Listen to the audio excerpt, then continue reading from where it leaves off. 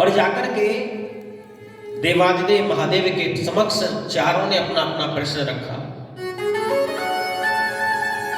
चारों ने कहा कि हे भोलेनाथ, हम सब में बड़ा कौन है? आप हमारा निर्णय कीजिए। भगवान शंकर कहने लगे, देखो पहले तुम हमें अपनी अपनी विशेषता तो बताओ, तुम्हारे अंदर गुण क्या क्या है? तुम चारों अपना अपना गुण जब मुझे बताओगे तभी मैं निर्णय कर पाऊंगा, तभी मैं बताऊंगा कि बड़ा कौन है। तो सबसे पहले सतयुग की बारी आई कि तुम अपनी विशेषता बताओ, तुम में क्या विशेष है, किस लिए तुम अपने आप को बड़ा कहते हो? सतयुग कहने लगा कि प्रभु देखो, मेरे समय में मनुष्य की उम्र 1,00,000 वर्ष हुआ करती थी, इसलिए मैं बड़ा हूं। मेरे समय में इस सृष्टि का निर्माण हुआ, इसलिए मैं बड़ा हूं। और मेरे समय में पाप नहीं होता था, झूठ नहीं होता था, असत्य नहीं होता था, इसलिए मैं बड़ा हूं। मेरे समय में वेद शास्त्रों की, पुराणों की रचना हुई, इसलिए मैं बड़ा हूं। सृष्टि को रचने वाले स्वयं पितामह ब्रह्मा भी मेरे समय में प्रकट हुए, इसलिए मैं बड़ा हूं। शंकर भगवान बोले, भाई तूने तो अपनी तो बता दी, इनकी भी थोड़ी सुनने दे, अपनी अपनी गाए जा रहा है। त्रेता की ओर इशारा किया गया, तुम बताइए तुम्हारे अंदर क्या विशेष है जिससे तुम अपने आप को बड़ा कहते हो? त्रेता ने कहा कि भगवान, मेरे युग में बहुत बड़े बड़े महापुरुष हुए, मेरे युग में मर्यादा पुरुषोत्तम भगवान श्री राम आए, बड़े बड़े बलशाली रावण कुंभकर्ण जैसे योद्धा मेरे युग में आए, इसलिए मैं बड़ा हूं। बोले ठीक है, निर्णय होगा, पहले इनकी भी सुनने दो। द्वापर की बारी आई। द्वापर ने कहा, महाराज मेरे युग में भगवान योग पुरुष ने जन्म लिया और मेरे युग में भीष्म पितामह आए, इसलिए मैं बड़ा हूं। भीम जैसे बड़े बड़े पहलवान योद्धा, अर्जुन जैसे कलाधारी मेरे युग में पैदा हुए, इसलिए मैं बड़ा हूं। भगवान बोले ठीक है। कलयुग से पूछा, इन तीनों ने तो अपनी अपनी विशेषता बता दी, तुम्हारे अंदर भी कोई विशेषता है? बोले हाँ भगवान, मेरे अंदर एक विशेषता है। बोले क्या? कलयुग कहने लगा कि मेरे युग में मनुष्य बुद्धिमान बहुत ज्यादा होगा, बहुत ज्यादा बुद्धिमान होगा, और सतयुग में, त्रेता में, द्वापर में बहुत कुछ करने के बाद थोड़ा प्राप्त होता था, लेकिन कलयुग में थोड़ा करने के बाद बहुत ज्यादा प्राप्त होगा। ये मेरी विशेषता है। भगवान शिव बोले अच्छी बात है, लेकिन मैं तुम्हें चारों की परीक्षा लेना चाहता हूं। बोले ठीक है, उसके बाद निर्णय होगा कौन बड़ा है। तो भगवान भोलेनाथ ने 1000 टन की बहुत बड़ी कढ़ाई अपनी माया से प्रकट कर दी और एक भट्टी प्रकट की, कुछ चावल दिए और सतयुग से कहा कि देखो ये बड़ी कढ़ाई है, ये चावल है, ये भट्टी, इस कढ़ाई में इन चावलों को पकाओ और मेरे 5000 गण हैं, इन्हें सभी को तृप्त करो, भोजन कराओ। सतयुग ने कहा ठीक है। तो सतयुग ने अपनी माया से एक बहुत बड़े बलवान पुरुष को प्रकट कर दिया। बहुत बड़ा बलशाली पुरुष। उसने उस लंबी चौड़ी भारी कढ़ाई को उठाया और भट्टी के ऊपर रखा, पानी डाला, पानी उबला, चावल डाल दिए और सत्ययुग ने उस पुरुष से कहा कि देखो, भगवान की आज्ञा है, इन सभी 5000 गणों को बिठा करके भोजन कराओ। सत्ययुग के कहने पर उसने सभी को बैठा करके भोजन कराया, तृप्त कर दिया। बोले भगवान, आपने जो आज्ञा की थी वो काम पूर्ण हो गया। भगवान बोले ठीक है। दोबारा भगवान ने वही माया रची, उसी प्रकार से त्रेता से कहा कि अब तुम ये चावल पकाओ और मेरे 5000 गण हैं, इनको सभी को भोजन कराओ। त्रेता ने भी एक बहुत बड़े बलशाली पुरुष को प्रकट किया। उसने भी अपना पूर्ण बल लगा करके उस कढ़ाई को भट्टी पर चढ़ाया, जल उबाला, चावल पकाए और सभी को, जो 5000 गण थे, सबको भोजन कराया।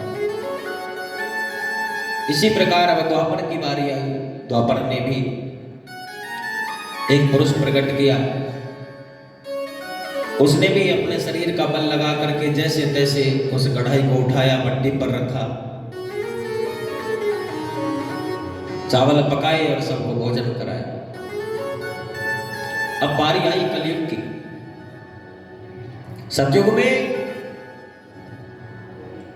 मनुष्य जो होता था बहुत बड़ा बलवान होता था, बहुत लंबा चौड़ा। त्रेता में आया तो थोड़ा छोटा हो गया, हाइट कम हो गई, 24 फुट हाइट हो गई। उसके बाद द्वापर आया, द्वापर में 14 फुट हाइट रह गई। शरीर इतना हष्ट पुष्ट नहीं रहा। और धीरे धीरे जब कलयुग शुरू हुआ तो 7 फुट की हाइट थी। अब जैसे जैसे कलयुग आगे बढ़ता जा रहा है, आजकल तो 3.5 फुट ही रह गई है। तो कलयुग का जो जीव है, कलयुग ने जो पुरुष प्रकट किया, वो छोटा सा ठिकना सा बौना सा पुरुष था। अब इतनी बड़ी कढ़ाई उसके सामने रखी है। कलयुग ने कहा भाई, शंकर भगवान की आज्ञा है और इस कढ़ाई को उठाओ और चावल बना करके 5000 गणों को भोजन कराओ। उसने देखा इतनी बड़ी कढ़ाई को उठाऊंगा कैसे? तो कलयुगी पुरुष ने अपनी बुद्धि का प्रयोग किया और उसने कढ़ाई को हाथ नहीं लगाया। कढ़ाई जहां थी उसको वहीं रहने दिया। उसी कढ़ाई के नीचे जमीन को खोदा और उस भट्टी को कढ़ाई के नीचे वहीं लगा दिया। पानी डाला, पानी उबल गया, चावल डाल दिए, प्रसाद बन गया। और सोचने लगा ये तो बहुत ज्यादा गण है, 5000 गणों को किस प्रकार से भोजन कराऊंगा। उस कलयुगी पुरुष ने सभी गणों को अपने पास बुलाया और कहा कि देखो, मेरा युग है और कलयुग में भोजन करने से ज्यादा पुण्य भोजन कराने वाले को मिलता है। इतनी बात जब शंकर भगवान के गणों ने सुनी तो वो सब के सब 5000 गण उस कढ़ाई में से चावल लेकर के एक दूसरे को परोसने लग गए। सबने एक दूसरे को भोजन करा दिया। पुण्य के चक्कर में उस कलयुग के छोटे से पुरुष ने हाथ तक नहीं लगाया, बैठे बैठे अपनी बुद्धि से सारा काम कर दिया। भगवान शंकर कहने लगे कि कलयुग में मनुष्य बुद्धिमान होगा, इसलिए इन चारों युगों में कलयुग श्रेष्ठ है, कलयुग उत्तम है। और गोस्वामी तुलसीदास जी ने भी कहा है कि कलयुग सम कोई युग नहीं, कलयुग के समान कोई युग नहीं है। बड़े भाग्य से मिला है। तो इस कलयुग में भी भगवान की कथा यदि हमको मिल रही है और हम उसके बावजूद भी कथा नहीं सुन पा रहे, कथा को छोड़ रहे हैं, सत्संग को छोड़ रहे हैं, तो हमसे ज्यादा अभाग्यशाली कौन होगा, अभागा कौन होगा? क्योंकि कलयुग में थोड़ा सा करने से ज्यादा प्राप्त होता है, थोड़ी सी बुद्धि लगाने से इतना बड़ा काम हो जाता है, थोड़ा सा पुण्य कर्म करने से श्रेष्ठ फल की प्राप्ति होती है। और सतयुग त्रेता द्वापर में बहुत सारा करने के बाद में थोड़ा प्राप्त होता था। इसलिए कलयुग के बारे में कहा गया कि कलयुग केवल नामे आधारा, कलयुग केवल नामे आधारा, सुमरे सुमरे नरे होते रही पारा, सुमेरे सुमेरे नरे होते रही पारा, सुमेरे सुमेरे नरे होते रही पारा। कलयुग केवल नामे आधारा, कलयुग केवल नामे आधारा, सुमेरे सुमेरे नरे होते रही पारा, सुमेरे सुमेरे नरे होते रही पारा। कलयुग में भगवान ने हमें मनुष्य बना करके भेजा, और इस समय का यदि हमने सदुपयोग नहीं किया तो इसके बाद दोबारा से 84 के चक्कर में भटकना पड़ेगा। कभी मच्छर बनना पड़ेगा, कभी गधा बनना पड़ेगा, कभी कुत्ता बनना पड़ेगा, कभी नाली का कीड़ा बनना पड़ेगा, कभी कुछ बनना पड़ेगा, कभी कुछ बनना पड़ेगा। इसलिए जो समय है उसका सदुपयोग करना चाहिए। इसी समय का सदुपयोग करके आपने कल की कथा में सुना था कि बिना कुछ पल गंवाए हुए चंचला ने जैसे ही कथा सुनी उसी क्षण उसी पल भगवान से प्रार्थना की कि प्रभु मेरा तार हरि संग जोड़े, ऐसा कोई गुरु मिले, आप कृपा करोगे। भगवान की जब कृपा होती है तभी जीवन में संत आते हैं, तभी जीवन में संग मिलता है संतों का। और सत्संग का अर्थ क्या है? संत का संग हो जाना ही सत्संग है। तुरंत उन ब्राह्मण देव ने चंचला को दीक्षा देकर के गुरु मंत्र दिया और उसका जीवन बदल गया। आपने सुना, शिव नाम जपते जपते जपते जपते प्राणों का त्याग किया, अंत में भगवान के लोक को गई। सत्संग जीवन में बहुत ज्यादा जरूरी है। जिस दिन सत्संग ना मिले, जिस दिन कथा ना मिले, समझना कि वो दिन तुम्हारा दिन नरक के समान गया, वो दिन पूरा दुख में निकल गया जिस दिन सत्संग नहीं मिला। इसलिए जीवन में आदत बना लो कि जब तक सत्संग नहीं हो, जब तक कथा नहीं सुनी जाए, तब तक जीवन में आगे मत बढ़ो। हनुमान जी महाराज जब लंका से आए तो भगवान श्री राम पूछ रहे थे कि हनुमान तुम्हें वहां कोई कष्ट तो नहीं हुआ, कोई आपत्ति तो नहीं आई?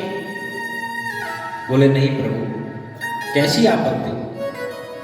पूरी लंका में जय श्री राम की ध्वनि गूंज रही थी, आपका नाम चल रहा था।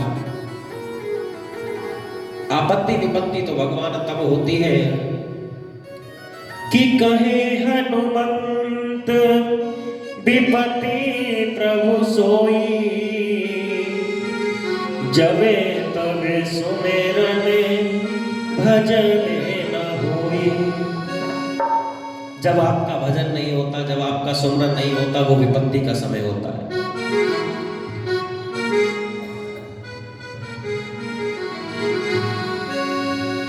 चंचला जब भगवान के धाम गई तो वहां जाकर के शिव पार्वती का दर्शन किया।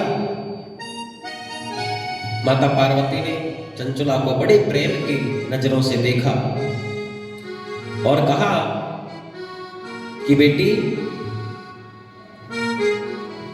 तुम्हारी तपस्या से, तुम्हारे भजन से मैं बहुत प्रसन्न हूं और आज के बाद तुम भगवान शिव के धाम में ही रहोगी, शिवलोक में ही रहोगी और आज के बाद तुम मेरी सबसे प्रिय सखी बन करके रहोगी। माता पार्वती ने देवी चंचला को अपनी प्रिय सखी बनाया। चंचला मां पार्वती के साथ में रहती है, बड़े आनंद से जीवन व्यतीत होता है। एक दिन वो चंचला माता पार्वती के पास बैठी थी और पता नहीं उसके मन में क्या आया,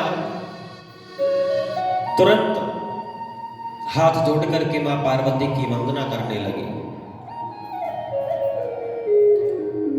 मां पार्वती की वंदना की तो मां पार्वती ने पूछा कि बेटी, क्या बात है, आज तूने इतनी अच्छी वंदना, इतनी अच्छी स्तुति की है, तेरे मन में कोई बात है क्या? चंचला ने कहा कि हे माते, आप जगत जननी हैं, आप त्रिकालदर्शी हैं, भक्तों के मन की बात को जानने वाले। मेरे मन में क्या चल रहा है वो आप जानती हैं, समझती हैं। हर वक्त की भावना को भगवान समझते हैं, लेकिन भगवान कहते हैं कि जब भक्त अपने मुख से बोल करके बताता है तो मुझे अच्छा लगता है। चंचला ने कहा कि माते, जब मैं मनुष्य जीवन में थी, मनुष्य जन्म में थी, तो मेरा एक पति था। मेरे पति की मृत्यु मुझसे पहले हो गई थी, लेकिन आज मेरा मन परेशान होता है। मेरे मन में बार बार प्रश्न उठता है कि मुझे नहीं पता इस समय वो मेरा पति कहाँ होगा, किस अवस्था में होगा। चाहे वो पापी था, दुराचारी था, व्यभिचारी था, वैश्यागामी था, हे माते, चाहे वो जैसा भी था तो मेरा पति। इसलिए आप कृपा करके मुझे बताइए, मैं जानना चाहती हूं कि मेरा वो पति इस समय कहां है। माता पार्वती ने बताया कि चंचला, वो कामी दुराचारी तेरा पति विंध्य इस समय विंध्य पर्वत पर एक बहुत बड़े पिशाच की योनि में है और पिशाच बनकर के वहां वो तरह तरह के दुख भोग रहा है, तरह तरह के कष्ट भोग रहा है। माता पार्वती की बात सुनकर के चंचला बहुत दुखी हुई, रोने लगी और रोते रोते मां से कहा कि मां, आप तो सर्वगुण संपन्न हैं, अभय दान देने वाली है, करुणा करने वाली है, मेरे ऊपर भी कृपा करो और कृपा करके आप मेरे पति जो कि आप पिशाच योनि में है उसकी मुक्ति करा दो, वो मुक्त हो जाए, पिशाच योनि से छूट जाए, आप ऐसी कृपा करो। माता पार्वती ने कहा तुम चिंता मत करो, मैं कुछ करती हूं। पिशाच कौन बनता है, प्रेत कौन बनता है, क्या अर्थ होता है पिशाच का, कभी विचार किया? मरने के बाद में पिशाच कौन बनता है जानते हो? बताओ, पिशाच कौन बनता है मरने के बाद? प्रेत कौन बनता है?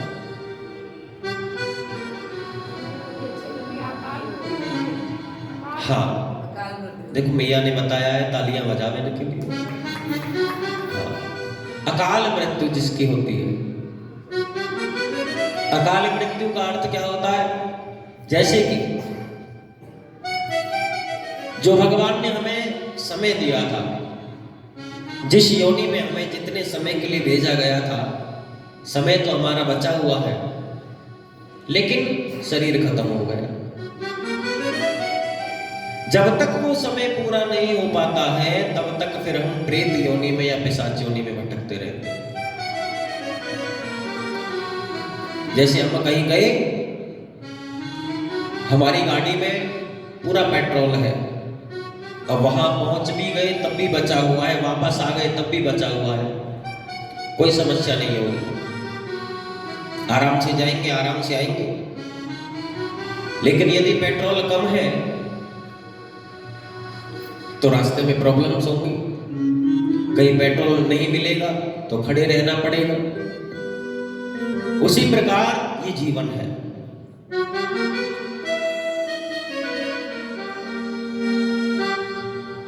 शरीर भगवान ने दिया, इसमें जो समय दिया है, जो पेट्रोल दिया है, वो तो बहुत ज्यादा है, लेकिन हमने इस शरीर रूपी गाड़ी को खत्म कर दिया। किसी भी कारण से अकाल मृत्यु हमारी हो गई, और अकाल मृत्यु कई प्रकार की होती है। अकाल मृत्यु में कौन कौन सी मृत्यु आती है, उनका भी वर्णन है शिव महापुराण में। और अभी ज्यादा दिन नहीं हुए हैं, कोरोना काल को गए, इस काल में जितनी भी मृत्यु हुई है वो सब अकाल मृत्यु की संख्या में ही आती है। सड़क दुर्घटना में किसी की मृत्यु हो जाना, ये भी अकाल मृत्यु है। बिजली के करंट लगने से किसी की मृत्यु हो जाना, ये भी अकाल मृत्यु है।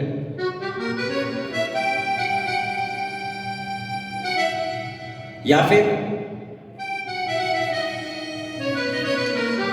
जहर खा करके आत्महत्या कर लेना, कुएं में गिर करके आत्महत्या कर लेना।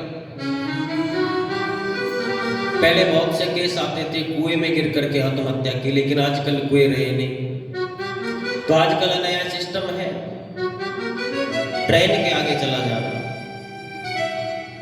और वहां जाकर के आत्महत्या कर लेना, ये भी अकाल मृत्यु है। लेकिन जो ये अकाल मृत्यु है आत्महत्या वाली, इसको भगवान ने सबसे घृणात्मक अकाल मृत्यु कहा है,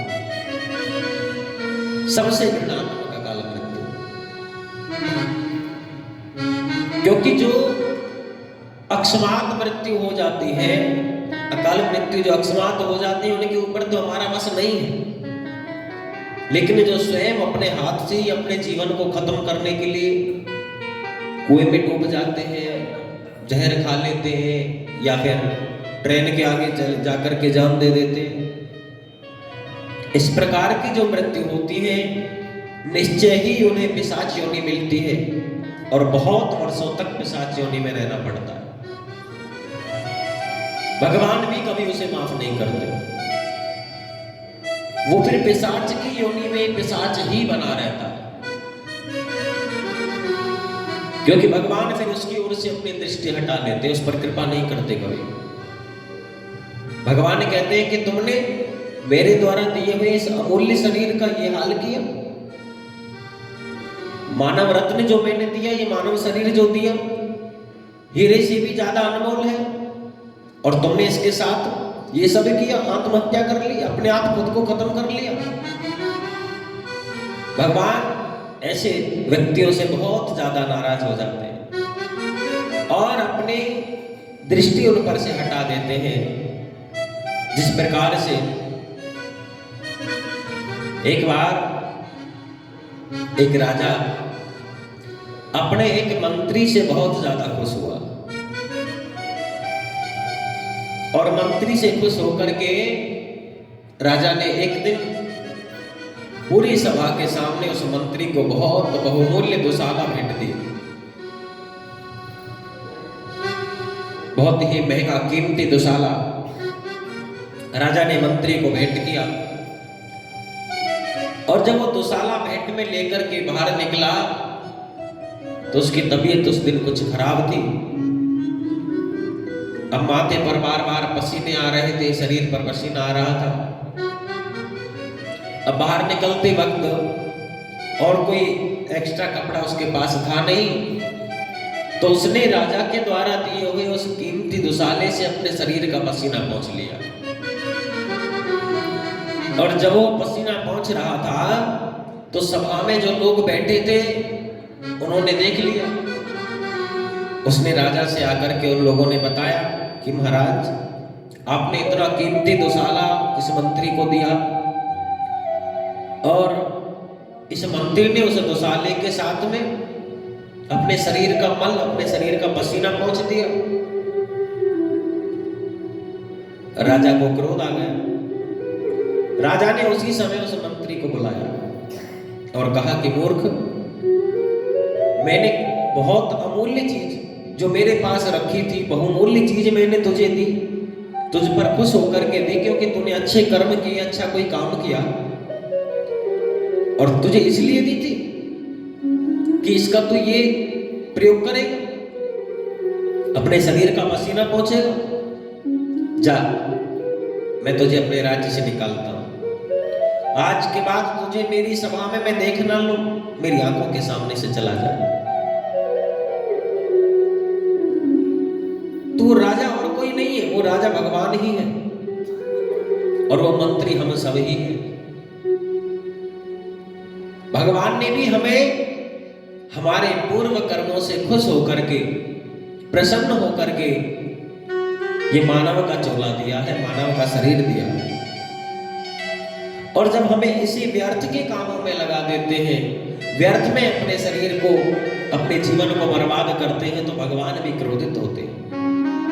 भगवान भी कहते हैं कि मूर्ख, पापी, मैंने ये मनुष्य का शरीर तुझे इसलिए दिया था कि तू जाकर के शराब पी, जाकर के जुआ खेल, व्यभिचार कर।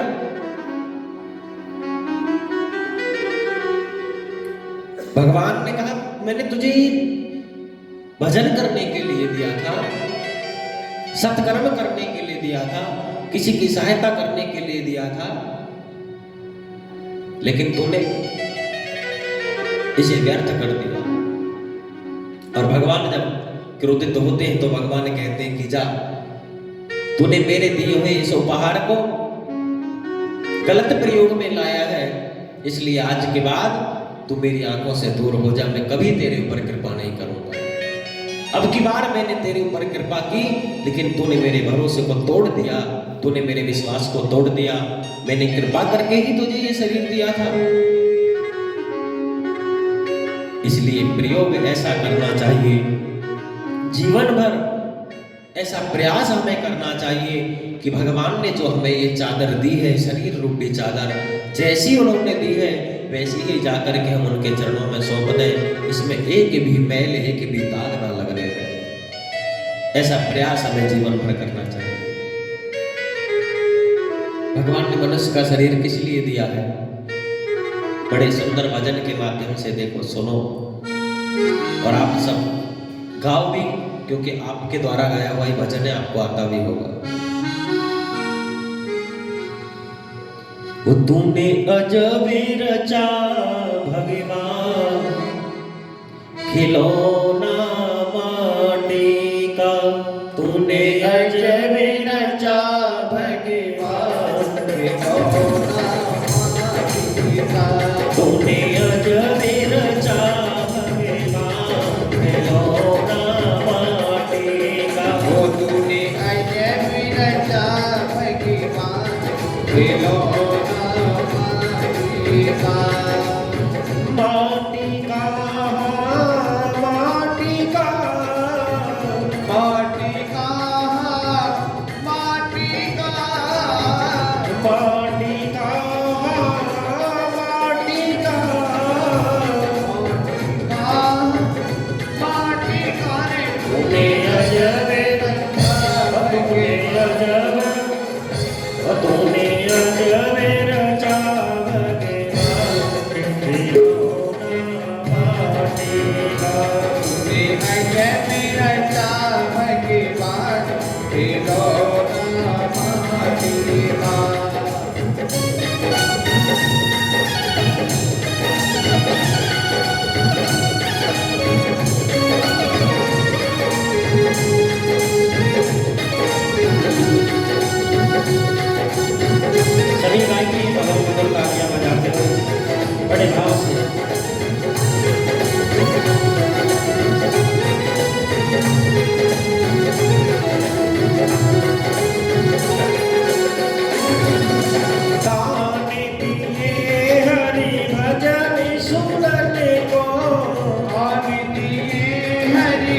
भजन सुनने को कान दिए हरि भजन सुनने को कान दिए हरि भजन सुनने को भजन सुनने को कथा सुनने को भजन सुनने को कथा सुनने को कान दिए हरि भजन सुनने को कान दिए हरि भजन सुनने को मुख से करे गुणगान खिलौना बनेगा वो तू मुखी से करे गुणगान खिलौना बनेगा मुख से करे गुणगान खिलौना बनेगा तूने अजब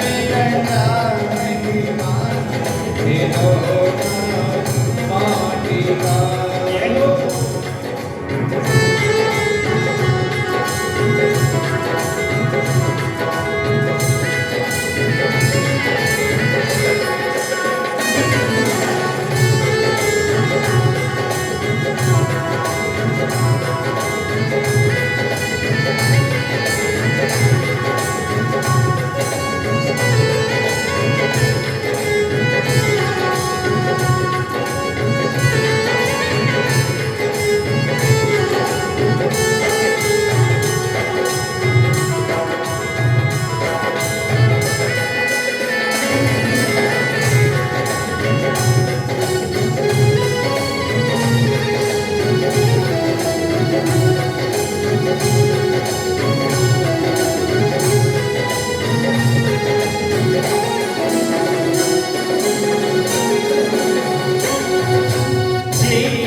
हरि भजन करने को प्यादी हरि भजन करने को प्यारी हरि भजन करने को जी प्यादी हरि भजन करने को भजन करने को भजन करने को भजन करने को हाँ भजन करने को भजन करने को भजन करने को भजन करने को हाँ भजन करने को आके करे में जाने होना बनेगा होती आपके करे में चार खिलौना माटी का तूने अजब रचा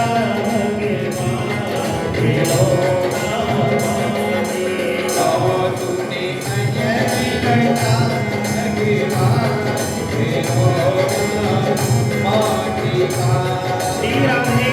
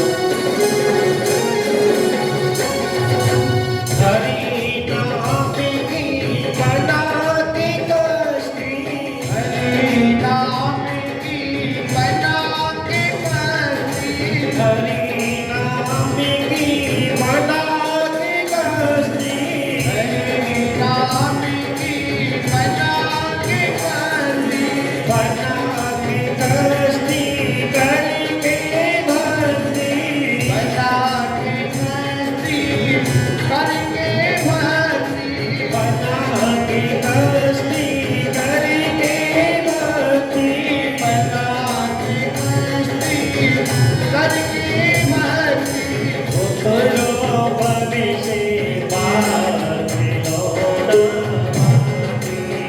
आज तो उतरो मन से पार खिलौना माटी का तूने अजब रचाए भगवान के लौटा ओ तूने अजब रचाए भगवान खिलौना माटी का तूने अजब रचाए भगवान खिलौना माटी का तूने अजब रचाए भगवान खिलौना माटी का तूने अजब रचाए भगवान खिलौना माटी का तूने अजब रचाए भगवान खिलौना माटी का तूने अजब रचाए भगवान खिलौना माटी का तूने अजब रचाए भगवान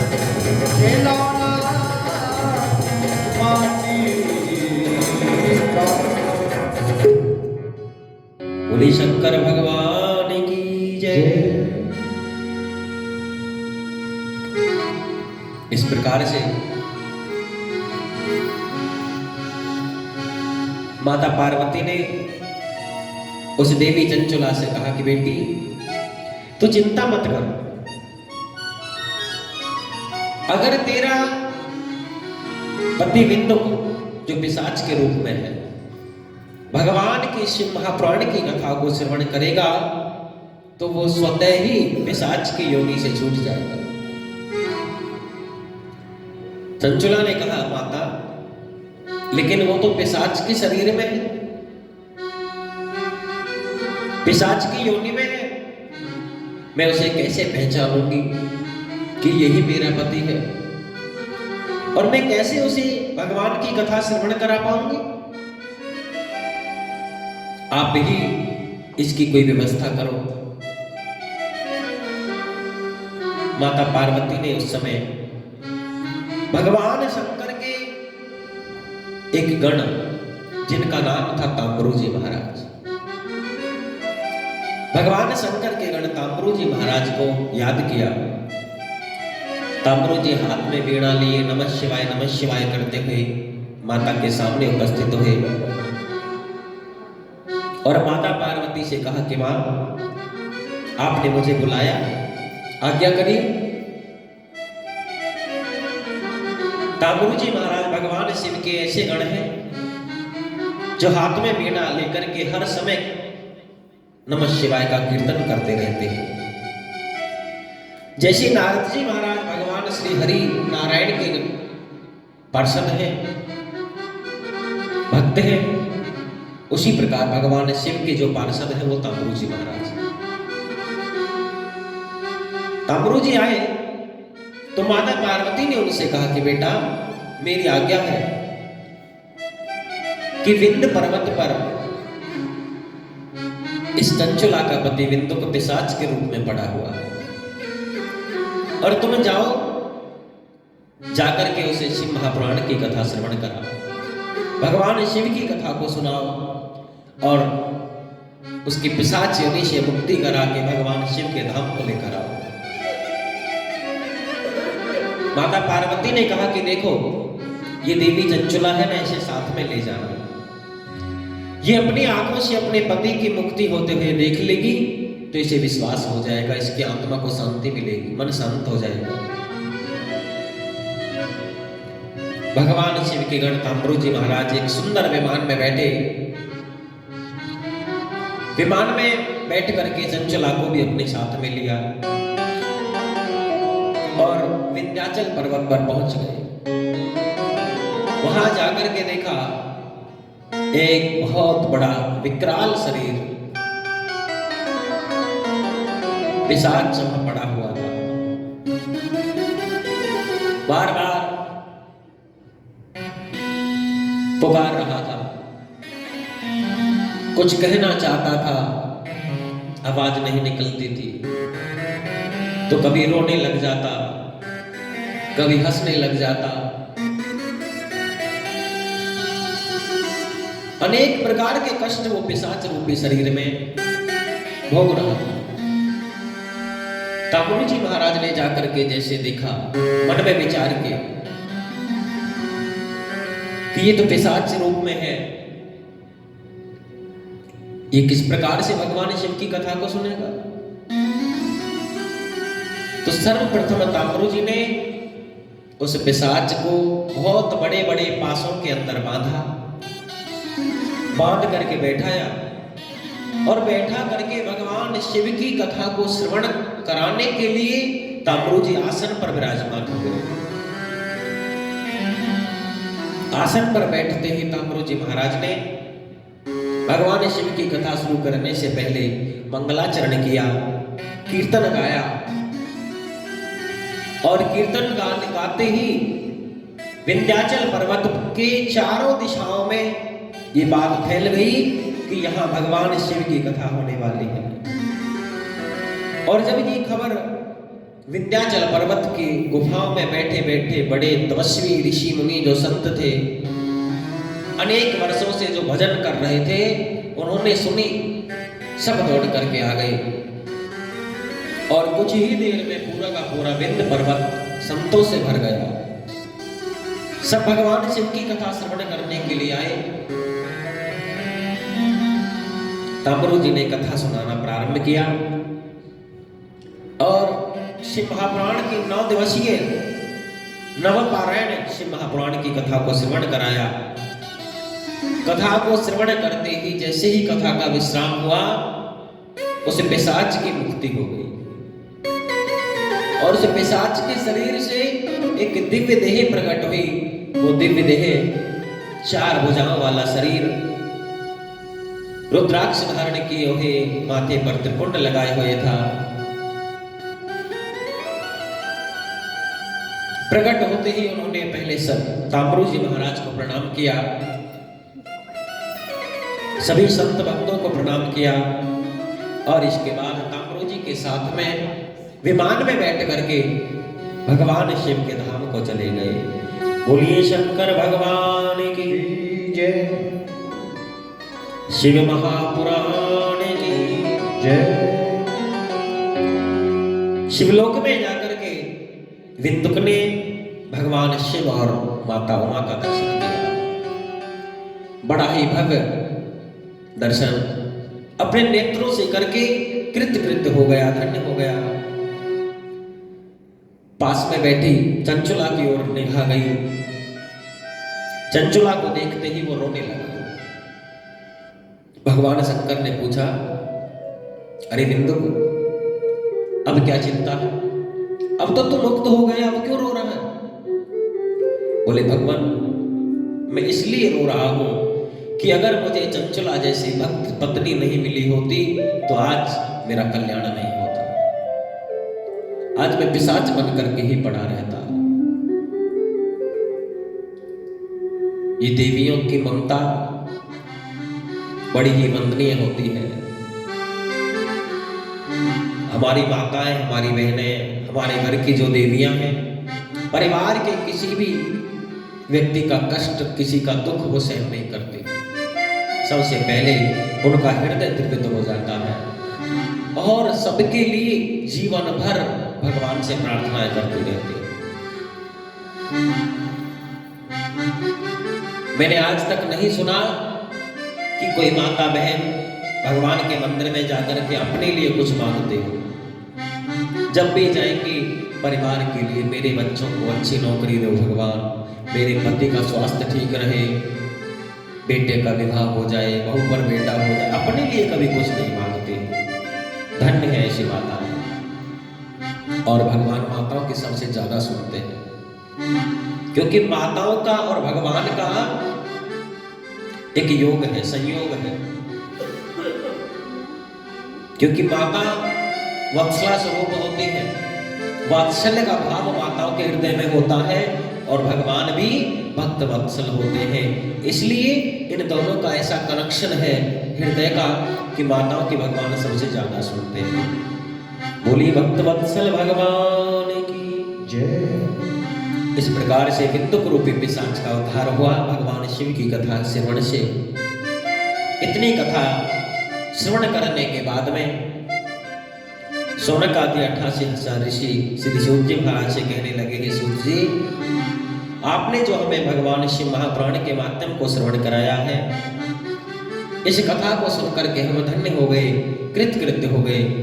अब हमें भगवान शिव की भक्ति कैसे प्राप्त हो, वो कथा श्रवण कराइए। भगवान शिव की भक्ति हमारे हृदय में कैसे बढ़े। सूत जी महाराज कहने लगे, ऋषियों, भगवान शिव की भक्ति को अगर तुम प्राप्त करना चाहते हो तो भगवान शिव की भक्ति को प्राप्त करने के लिए सबसे पहले 4 चीजों को जीवन में धारण करना होगा। बोले कौन कौन सी महाराज? कि 4 अवस्थाएं हैं, 4 चीजें हैं जो हमें अपने जीवन में अपनानी पड़ेंगी, धारण करनी पड़ेंगी, तब जाकर के भगवान शिव की भक्ति हमें प्राप्त होगी। सूत जी महाराज कहने लगे कि प्रथम है श्रवण। हमें अपने जीवन में श्रवण को लाना होगा। श्रवण का अर्थ होता है कथा सुनना, सत्संग सुनना। क्योंकि जब तक जीवन में श्रवण नहीं होगा तब तक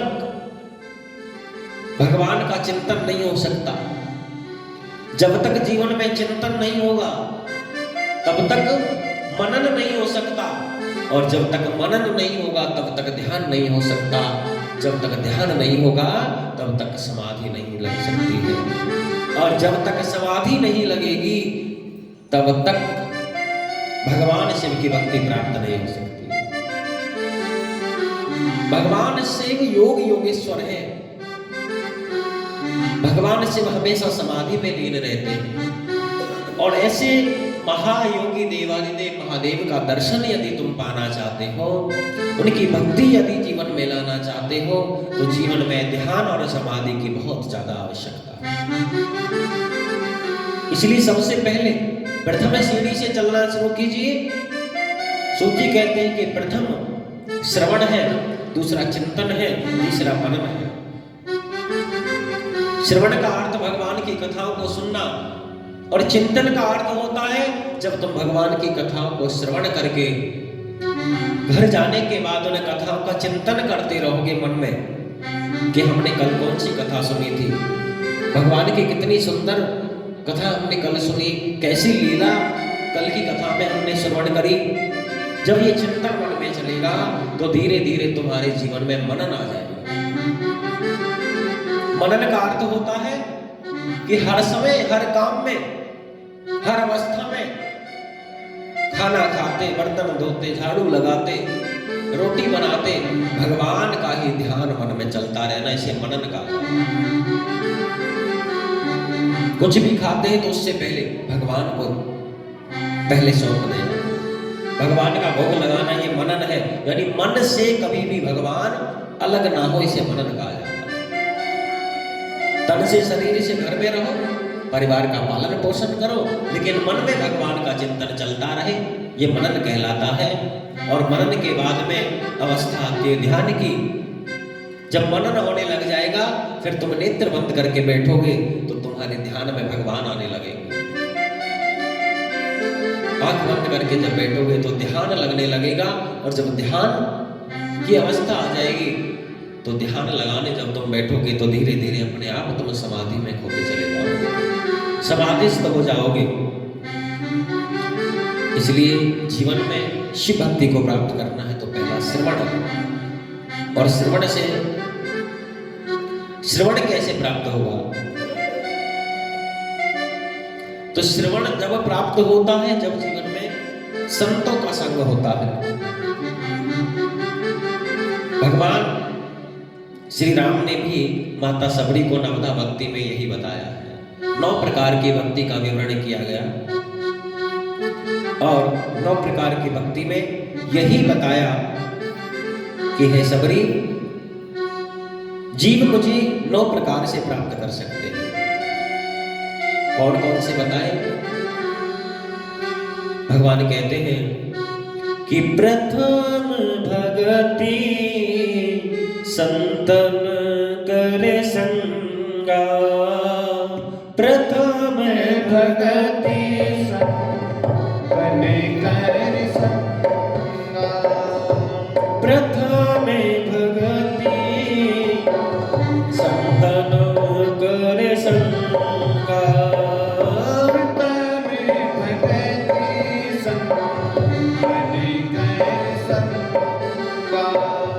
दूसरी रतिम में कथा प्रसंगा दूसरी रतिम में कथा प्रसंगा दूसरी रतिम में कथा प्रसंगा दूसरी रतिम में कथा प्रसंगा प्रथम भगति संतन करे संगा प्रथम भगति संतन करे संगा दूसरी रतिम में कथा प्रसंगा दूसरी रतिम में कथा प्रसंगा गुरुपद पंकज सेवा तीसरी भक्ति अमान गुरुपद पंकज सेवा तीसरी भक्ति अमान चौथी हरि कपट तज प्रथम भगति संतन कर संगा प्रथम भगति संतन कर संगा भगवान कहते हैं कि पहले संतों का संग हो, उसके बाद कथा श्रवण जीवन में आए, फिर गुरुपद पंकज सेवा तीसरी भक्ति अमान।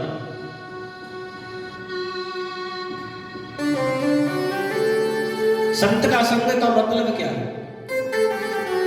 संत किसे कहा जाता है? रंग बिरंगे कपड़े पहनने वाले संत नहीं है।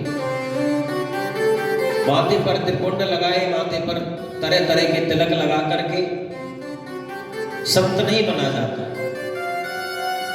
संत आपके घर में ही है, संत आपके परिवार में ही है, अपने आस पड़ोस में, अपने मोहल्ले में, आपके नगर में, आपके गांव में। साधारण कपड़े पहनने वाला व्यक्ति भी संत हो सकता है। हृदय से जो संत है, मन से व्यवहार से जो संत है, वो संत होता है। इसलिए संतों का संग, जिसकी संगति अच्छी हो जाएगी, जिसका संग संत हो, संत हृदय का संग हो जाएगा, उसे भगवान की भक्ति प्राप्त होगी। इस प्रकार से शौनक आदि ऋषियों ने फिर प्रश्न किया कि हमें भगवान भोलेनाथ के कौन से स्वरूप का पूजन करना चाहिए। भगवान शिव के दो स्वरूप हैं। भगवान शिव सगुण साकार भी हैं और निर्गुण निराकार भी हैं। सकल स्वरूप और निष्कल स्वरूप, दो प्रकार के स्वरूप भगवान भोलेनाथ के हैं। तो इनमें से हमें कौन से रूप का पूजन, दर्शन, चिंतन, ध्यान करना चाहिए? सूत्री महाराज बताते हैं कि ऋषियों, भगवान निर्गुण निराकार सगुण साकार ये दोनों एक ही है, अलग नहीं है।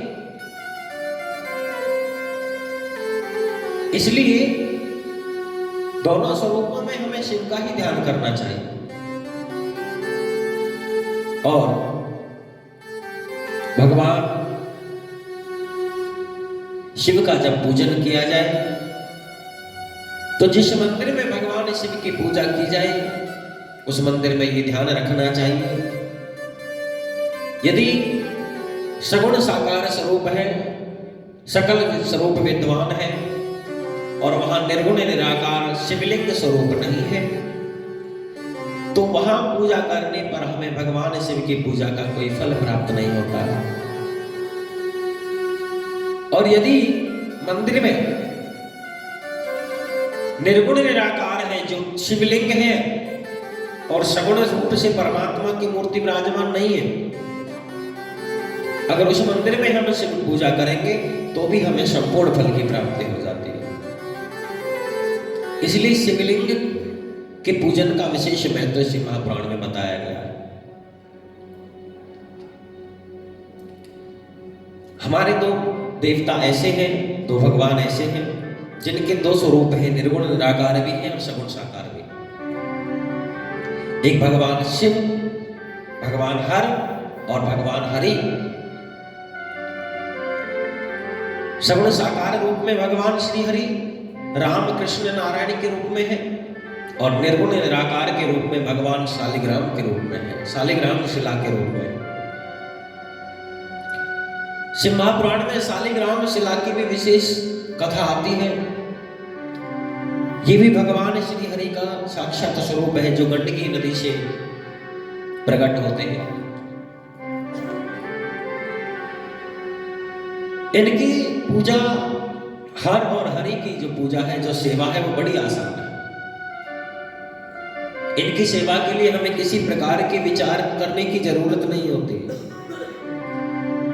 इन्हें निर्गुण स्वरूप में अगर इन्हें सेवन किया जाए, पूजन इनका किया जाए, तो इनके लिए किसी प्रकार की मालाओं की जरूरत नहीं, किसी प्रकार के मेवा मिष्ठान लाने की जरूरत नहीं, किसी प्रकार के रंग बिरंगे वस्त्र पहनाने की जरूरत नहीं।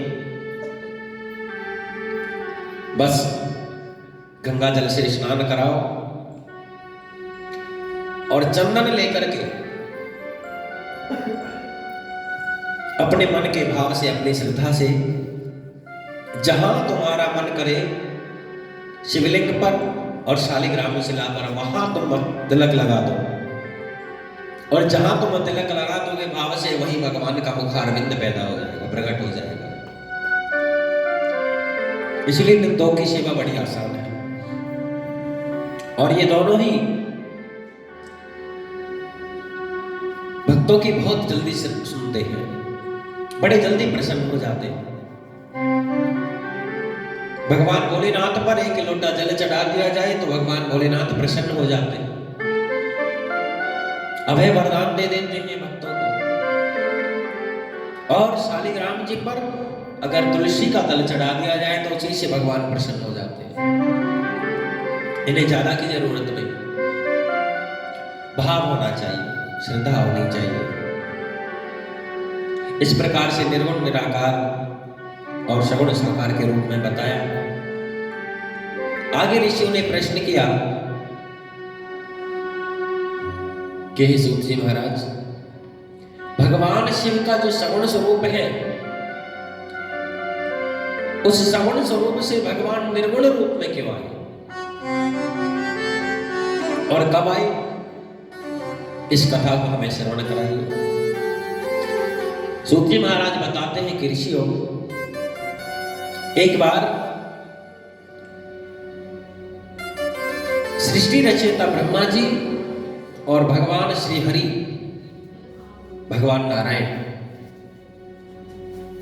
इन दोनों के अंदर एक बार युद्ध हुआ। और युद्ध किस बात को लेकर के हुआ?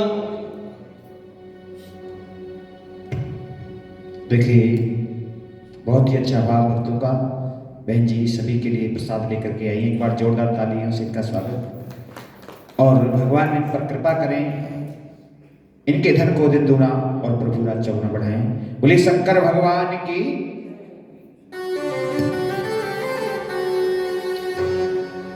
बताते हैं कि एक बार ब्रह्मा जी भगवान श्री हरि का दर्शन करने के लिए गए और भगवान नारायण रहते हैं क्षीर सागर में, शेष सैया पर भगवान विराजमान रहते हैं। जब ब्रह्मा जी भगवान नारायण का दर्शन करने के लिए वहां पहुंचे तो भगवान नारायण अपने सैया पर विराजमान थे, लेटे हुए थे। ब्रह्मा जी ने देखा और मन में विचार करने लगे कि मैं आया और मुझे देख करके विष्णु खड़े नहीं हुए, मेरा सम्मान नहीं किया। तो ब्रह्मा जी ने नारायण भगवान से कहा कि हे हरि, तुम ये गलत कर रहे हो। हे पुत्र, मैं तुम्हारे पिता के समान हूं, तुम खड़े हो जाओ और उठ करके मुझे प्रणाम करो। भगवान श्री हरि कहने लगे, ब्रह्मा शायद तुम्हें नहीं पता, तुम भूल रहे हो कि तुम्हारा जो प्राकट्य है वो मेरी नाभि से हुआ है, इसलिए तुम मेरे पुत्र के समान हो, मैं तुम्हारे पुत्र के समान नहीं हूं। और तुम्हें आकर के प्रणाम करना चाहिए था, लेकिन तुम उल्टी गंगा गा रहे हो। ब्रह्मा जी ने कहा कि देखो, भले ही मैं तुम्हारी नाभि से प्रकट हुआ हूं, लेकिन संपूर्ण सृष्टि की रचना मैंने की है, इसलिए मैं बड़ा हुआ। भगवान बोले, तुमने रचना की है, पालन तो मैं करता हूं। ब्रह्मा जी ने कहा कि अगर मैं रचना नहीं करता तो तुम पालन कैसे करते? श्री हरि कहने लगे, मैं तुम्हें प्रकट नहीं करता तो तुम रचना ही कैसे करते? अब बात बातों में बहस छिड़ गई, और बहस इतनी छिड़ी कि इन दोनों में युद्ध की स्थिति बन गई। भगवान ब्रह्मा ने अपने गणों को बुलाया, भगवान नारायण ने भी अपने गणों को बुलाया, और दोनों में युद्ध होने लगा। भयंकर युद्ध हुआ। ब्रह्मा जी हंस पर सवार हो गए, नारायण भगवान गरुड़ पर सवार हो गए। युद्ध चल रहा था, सहस्त्रों वर्षों तक युद्ध चलता रहा। सभी देवतागण घबराए। देवताओं ने देखा कि सृष्टि के मालिक ही जब इस प्रकार से युद्ध करेंगे, लड़ेंगे, तो आम मनुष्य का क्या होगा? सभी देवतागण इकट्ठे होकर के भगवान शिव के पास में गए और जाकर के भगवान शंकर से प्रार्थना की कि प्रभु, ब्रह्मा और भगवान नारायण आपस में युद्ध कर रहे हैं, आप जाकर के इन्हें शांत करिए। भगवान शंकर ने कहा कि तुम चिंता मत करो। भगवान बोले, बाबा उस समय आकाश मार्ग में माता पार्वती के साथ छिप करके इन दोनों देवताओं का युद्ध देख रहे थे। ब्रह्मा जी और भगवान श्री नारायण का युद्ध देख रहे थे।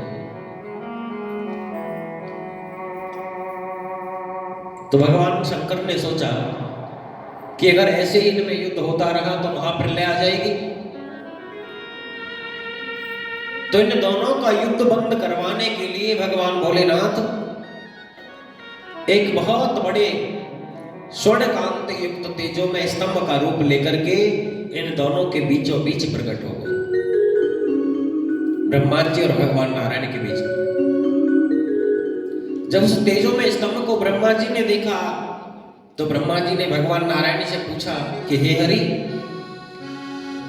आप और हम दोनों के बीच में ये तेजो में स्तंभ कौन है और ये कहां से आए हैं? इनका पता लगाना चाहिए। नारायण भगवान ने कहा कि बात तो तुम ठीक कह रहे हो,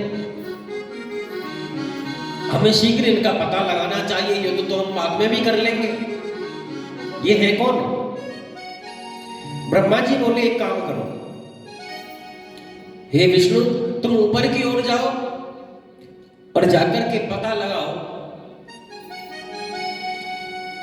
ये कहां से आए हैं, और मैं नीचे की ओर जाता हूं। तो भगवान श्री हरि ने कहा कि ब्रह्मा देखो, ऊपर तुम जाइए, क्योंकि तुम्हारे पास हंस है और तुम हंस का अवतार धारण करो।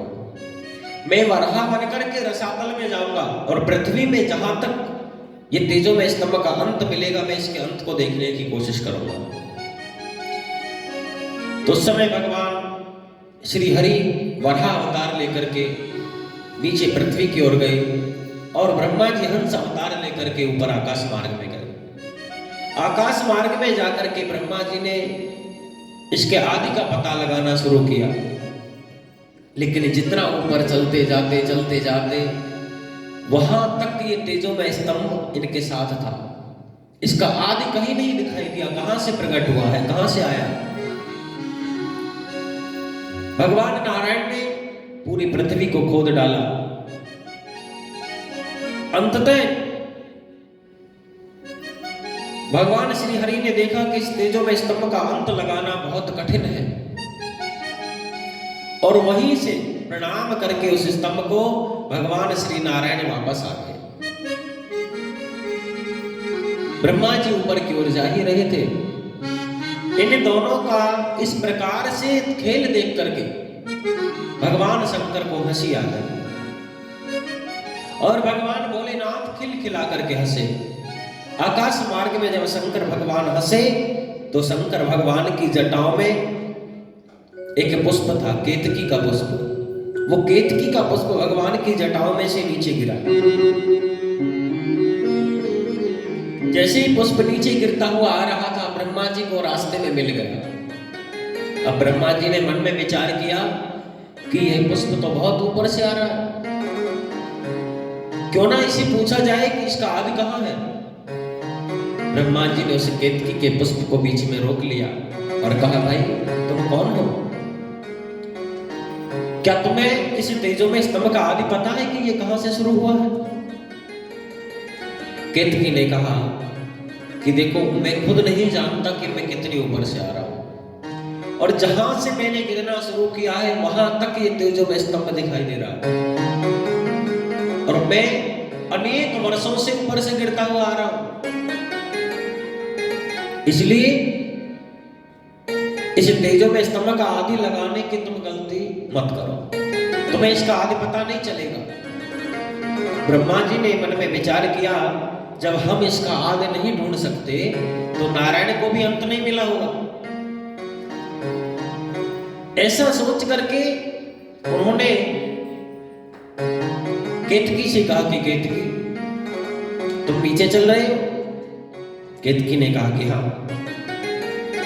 तो देखो, जब हम नीचे चलेंगे तो उस समय वहां नारायण मिलेंगे, तो मैं जाकर के नारायण को कहूंगा कि देखो, मैंने इस तेजो में स्तंभ का आदि का पता लगाया है, और नारायण विश्वास नहीं करेंगे। तो उस समय तुम मेरा एक काम कर देना। बोले क्या? बोले तुम नारायण के सामने कह देना कि मैंने इसका आदि देख लिया है। केतकी कहने लगे, मैं झूठ क्यों बोलूं? तो ब्रह्मा ने कहा कि केतकी, तुम मुझे जानते नहीं हो। बोले क्या? बोले मैं सृष्टि रचयिता पितामह ब्रह्मा हूं, और यदि तुम मेरा ये काम करोगे, यदि तुम मेरे लिए नारायण भगवान से ये झूठ बोल दोगे, तो मैं जो तुम चाहोगे वो तुम्हें दे सकता हूं, जो तुम मांगोगे। अब तो केतकी के मन में लोभ आ गया। केतकी ने लोभवश आकर के ब्रह्मा जी से कहा कि हे ब्रह्मा जी, आप जैसा कह रहे हैं मैं वैसा करने के लिए तैयार हूं। ब्रह्मा जी केतकी के साथ में नीचे आए, और जहां से युद्ध शुरू हुआ था वहां पहुंचे तो आकर देखा भगवान नारायण वहां पहले से ही आ चुके थे। नारायण भगवान को आते ही ब्रह्मा जी ने कहा कि हे नारायण, मुझे पता था कि तुम्हें अंत नहीं मिला होगा। नारायण भगवान ने कहा कि ब्रह्मा, मुझे तो अंत नहीं मिला। ब्रह्मा जी कहने लगे कि तुम्हें अंत कहां से मिलता, लेकिन हम इसका आदि देख करके आए हैं। जहां से ये प्रारंभ हुआ है वो आदि हमने देख लिया है, और तुम यकीन नहीं करोगे, मैं ये भी जानता हूं, इसलिए हम अपने साथ में गवाह लेकर के आए। ब्रह्मा जी ने केतकी की ओर इशारा किया कि भाई केतकी बताओ, हमने इसका आदि देखा ना? केतकी ने सिर हिला दिया और कहा कि हाँ, आदि देख करके आए। ब्रह्मा कहने लगे, हे हरि, मैंने इसका आदि देख लिया है, अब मैं बड़ा हुआ, इसलिए तुम मेरी पूजा करो। भगवान श्री नारायण कहने लगे कि ब्रह्मा जी, आपने यदि आदि देख लिया है तो वास्तव में आप बड़े हैं, पूजनीय हैं। और नारायण भगवान ने अपने गण को बुलाया और कहा कि पूजा की थाली तैयार करो। पूजा की थाली तैयार करके नारायण भगवान ने थाली उठाई, ब्रह्मा जी की आरती करने के लिए तैयार हुए। ठीक उसी समय उस तेजो में स्तंभ के अंदर से शंकर भगवान प्रकट हो गए। बोले शंकर भगवान की जय। और जब बाबा भोलेनाथ प्रकट हुए तो शंकर भगवान बड़ी क्रोध भरी दृष्टि से ब्रह्मा जी की ओर देख रहे थे। अब ब्रह्मा जी शंकर भगवान को देख करके कांपने लगे, उन्हें डर लगने लगा। क्यों? क्योंकि ब्रह्मा जी जानते हैं कि मैंने असत्य बोला है, झूठ बोला है। नारायण भगवान बड़े प्रसन्न हैं शंकर भगवान का दर्शन करके, क्योंकि नारायण भगवान ने झूठ बोला ही नहीं। केतकी भी डर गया। भगवान भोलेनाथ ने नारायण भगवान से कहा कि हे हरि, मैं तुमसे बड़ा प्रसन्न हूं, क्योंकि तुमने अपने आप को बड़ा बनाने के लिए, अपने आप को बड़ा कहलवाने के लिए भी तुमने झूठ नहीं बोला, असत्य मार्ग का सहारा नहीं लिया, तुमने सत्य ही बोला। इसलिए मैं तुम्हें वरदान देता हूं कि आज के बाद तीनों लोकों में तुम्हारी मेरे समान पूजा होगी, और आज के बाद तुम केवल नारायण ही नहीं बल्कि सत्यनारायण नाम से जाने जाओगे। बोलिए सत्यनारायण भगवान की जय। इस प्रकार भगवान भोलेनाथ ने भगवान श्री हरि को वरदान दिया। इसके बाद भगवान ने बड़े क्रोध में आकर के अपनी भ्रकुटी से एक पुरुष प्रकट किया। भगवान शंकर की दोनों भ्रकुटियों के मध्य से एक पुरुष प्रकट हुआ, और जब वो पुरुष प्रकट हुआ तो देखने में वो बड़ा ही राक्षस प्रवृत्ति का नजर आ रहा था, दुष्ट प्रवृत्ति का लग रहा था। उसकी वेशभूषा ऐसी थी, लाल लाल आंखें, लंबे लंबे बाल थे, श्याम वर्ण का उसका शरीर था। भगवान शंकर के सामने प्रकट होकर उसने हाथ जोड़ करके प्रार्थना की कि हे महादेव, आपने मुझे किस लिए प्रकट किया है, क्या आज्ञा है? आप जो कहेंगे मैं वो करने के लिए तैयार हूं। भगवान देवादिदेव महादेव ने उस समय उस पुरुष को एक तलवार दी, एक खड्ग हाथ में दी और कहा कि हे भैरव, ब्रह्मा जी को अपनी पूजा कराने का बहुत बड़ा शौक है। अपनी पूजा के लिए, अपने आप को बड़ा बनाने के लिए, पूजनीय मानने के लिए इन्होंने असत्य भाषण किया है। इसलिए ये तलवार लेकर के तुम ब्रह्मा जी की पूजा करो। भैरव ने कहा प्रभु, पूजा करने के लिए तो पुष्प माला की जरूरत होती है, रोली, चावल, आरती की थाली, तलवार से कौन सी पूजा होती है? लेकिन जब आपने कहा है तो आपकी आज्ञा का पालन किया जाएगा। उसी समय भैरव जी ने बड़े वेग से क्रोध में आकर के एक ही बार से ब्रह्मा जी के सिर को धड़ से अलग कर दिया। तलवार से ब्रह्मा जी के उस सिर को उतार लिया जिस मुख से ब्रह्मा जी ने झूठ बोला था, असत्य बोला था। ब्रह्मा जी का सिर जब उतार लिया, वो दोबारा से ब्रह्मा जी की ओर दौड़े। नारायण भगवान ने मन में विचार किया कि जो बहुत ही भयंकर मालूम होता है, अगर ये इस प्रकार से करता रहा तो कहीं ये ब्रह्मा जी के चारों सिर और ना उतार दे। इसलिए भगवान श्री हरि ने भगवान भोलेनाथ से प्रार्थना की और हाथ जोड़ करके कहा कि हे सदाशिव, हम ब्रह्मा और विष्णु आपके ही बनाए हुए हैं, आपके पुत्र समान हैं। अगर हमसे कोई अपराध हुआ है तो आप हमें क्षमा कर दें। ब्रह्मा जी से अगर कोई गलती हुई है तो ब्रह्मा जी को भी अब आप क्षमा करो। नारायण भगवान के ऐसे वचन सुनकर के भगवान भोलेनाथ ने कहा, हे नारायण, तुम बड़े वात्सल्य हृदय हो, बड़े करुणा के अवतार हो तुम।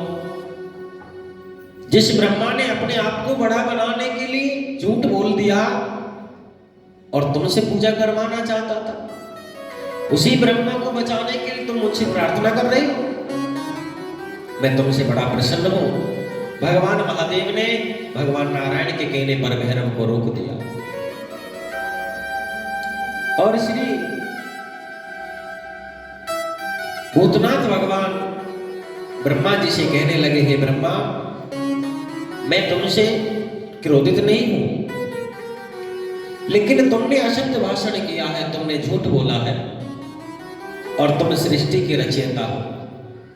अगर आज तुम अपने असत्य भाषण करने पर दंडित नहीं किए जाते तो इस सृष्टि के लोग जब भी असत्य भाषण करते, झूठ बोलते, तो मन में ऐसा विचार करते कि झूठ बोलने से कुछ नहीं होगा, क्योंकि ब्रह्मा जी ने बोला था, उसका क्या बिगड़ा। इसलिए इस समय तुम्हें दंड देना बहुत ज्यादा जरूरी था और तुमने अपने आप की पूजा कराने के लिए ऐसा बोला। इसलिए मैं श्राप देता हूं कि आज के बाद तुम्हारी कहीं भी पूजा नहीं की जाएगी। ब्रह्मा जी ने प्रार्थना की कि प्रभु, आप जैसा उचित समझें, लेकिन आपका ही हूं। तब भगवान शंकर ने कहा कि देखो, यज्ञ में जहां तुम्हारा स्थान होगा, जो तुम्हारा भाग होगा, वो यज्ञ में तुम्हें दे दिया जाएगा। यज्ञ में तुम्हारे नाम से आहुति दी जाएगी, यज्ञ में तुम्हारी पूजा होगी, अन्यथा नहीं होगी। फिर भगवान ने केतकी की ओर देखा। भगवान श्री भूतनाथ केतकी की ओर बड़ी क्रोध भरी दृष्टि से देखते हुए कहने लगे, केतकी, तुमने छोटे से लोभ में आकर के झूठ बोल दिया। तुम्हें पता नहीं, तुम मेरी जटाओं में विराजमान रहते हो, जटाओं के अंदर मैंने धारण कर रखा है तुम्हें, लेकिन तुमने छोटे से लोभ में आकर के असत्य भाषण किया है। मैं तुम्हें श्राप देता हूं, जाओ, आज के बाद तुम मेरे ऊपर नहीं चढ़ाए जाओ, कभी मेरी पूजा में तुम्हारी स्वीकृति नहीं होगी। केतकी ने क्षमा याचना की। भगवान भोलेनाथ ने कहा, ठीक है, बाकी देवताओं की पूजा में, फूल बंगला आदि बनाने में तुम्हें प्रयोग कर लिया जाएगा, लेकिन मेरे ऊपर तुम कदापि नहीं चढ़ाए जाओगे। इस प्रकार से भगवान भोलेनाथ ने तीनों को, भगवान नारायण को वरदान देकर के, ब्रह्मा जी और केतकी को श्राप देकर के भगवान कहने लगे कि हे पुत्रों, ये जो तेजों में स्तंभ है, ये मेरा ही स्वरूप है। और आज का ये पावन दिन महाशिवरात्रि के नाम से जाना जाएगा। जो भी वैष्णव भक्त इस ज्योतिर्लिंग को मेरा ही स्वरूप समझ करके इसका अभिषेक करेगा, इस पर गंगा जल अर्पित करेगा, बिल्व पत्र पुष्प आदि चढ़ाएगा, वो मुझे मेरे पुत्र कार्तिकेय के समान प्रिय होगा।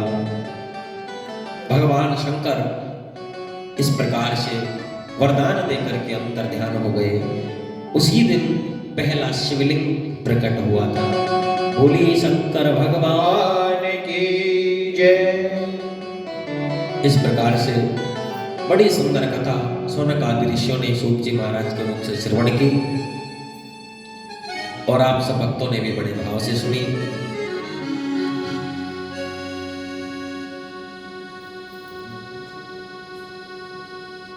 अब एक बड़ा ही सुंदर भजन होगा और उसके बाद आरती होगी। कथा को आज यहाँ विश्राम दिया जाता है। एक आवश्यक निर्देश आप सभी भक्तों के लिए, बड़े ही भाव और श्रद्धा के साथ आपने कथा को श्रवण किया है और बड़ा भाव मैंने देखा कि कल जितने भक्त कथा सुन रहे थे आज उससे 4 गुना है। आज 4 गुना है। तो इस सबके लिए आपका धन्यवाद है, साधुवाद है। लेकिन मैं ऐसी कामना करता हूं, एक बार मुझे विश्वास भी है। एक बार भक्तों के लिए तालियां। मुझे विश्वास भी है कि कल ये संख्या और भी ज्यादा होनी चाहिए, दोगुनी और होनी चाहिए, दोगुनी। जितने आज हैं इससे ज्यादा दोगुने, कम से कम एक एक दो दो भक्त और लेकर के आए सभी। 14 तारीख मकर संक्रांति वाले दिन भगवान शिव पार्वती के विवाह का महा उत्सव मनाया जाएगा। तो उस दिन ये पूरा प्रांगण खचाखच भरा होना चाहिए शिव भक्तों से। चाहे ये हरि मंदिर है, लेकिन यहां इस पॉकेट में भोले बाबा के भक्त कम नहीं है। अगर वो चाहें तो इस शिव महापुराण उत्सव को बहुत ही भव्य बना सकते हैं। इसलिए मेरा विश्वास है, और हर और हरि में कोई भेद है ही नहीं, आप सब जानते हैं। और ये कथा आगे आएगी तो आपको विस्तार से सुनाई जाएगी। भगवान शिव की भक्ति के बिना कोई भी भक्त भगवान नारायण की भक्ति प्राप्त नहीं कर सकता है, और नारायण भक्ति के बिना शिव की भक्ति प्राप्त नहीं होती है। शिव कथा उन्हीं भक्तों को श्रवण करने को मिलेगी जिन पर भगवान श्री कृष्ण ने कृपा की होगी। जय। भगवान हरि ने जिन पर कृपा कर रखी होगी वो ही शिव भक्ति को और शिव कथा को श्रवण कर सकते हैं। बोले शंकर भगवान की जय। और देखिए, श्रीमद् भागवत में एक श्लोक आता है कि जब सनकादिक ऋषि नारद जी को श्रीमद् भागवत कथा सुनाने के लिए बैठे थे हरिद्वार में गंगा जी के घाट पर, तो नारद जी ने देखा था कि जब वो कथा सुनने बैठे तो अकेले बैठे थे, लेकिन जैसे ही कुछ देर बाद पीछे मुड़ के देखा तो हजारों की संख्या में संतों की भीड़ वहां लगी हुई थी। और उन संतों में बड़े बड़े महर्षि, तपस्वी, ज्ञानेंद्र, मुनींद्र। तो वहां एक श्लोक आया कि वहां कौन कौन से ऋषि आए थे। श्लोक में वर्णन आता है कि भृगु, वशिष्ठ, च्यवनश्य, जमदग्नि, गौतमेय था, कश्यप, अत्रि, गंगा, यमुना च दंडकानि वनानि। यानी बड़े बड़े ऋषि महर्षि, दंडक आदि वन, गंगा, यमुना आदि पवित्र नदियां सब के सब वहां मनुष्य रूप में आकर के बैठ गए और भगवान की कथा को सुन रहे थे। तो जहां भगवान की कथा होती वहां सभी देवी देवता भगवान के, ध्रुव, प्रहलाद जैसे पार्षद, नारद जैसे पार्षद, पवित्र तीर्थ, पवित्र नदियां सब अकस्मात ही विराजमान होते हैं। और इसमें श्लोक में जो भृगु ऋषि का नाम सबसे पहले आया, तो इस श्लोक पर राजा परीक्षित ने सुखदेव जी से एक प्रश्न कर दिया था। परीक्षित ने कहा था कि हे सुखदेव जी, कि भृगु ऋषि वैसे तो छोटे हैं, लेकिन श्लोक के अंदर उनका नाम सबसे पहले क्यों लिखा गया है? तो सुखदेव